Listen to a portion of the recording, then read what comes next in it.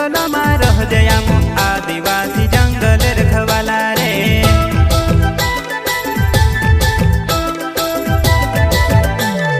चल जंगल जमीन काजे पूजे रे आदिवासी दुनिया ने रखवाला रे।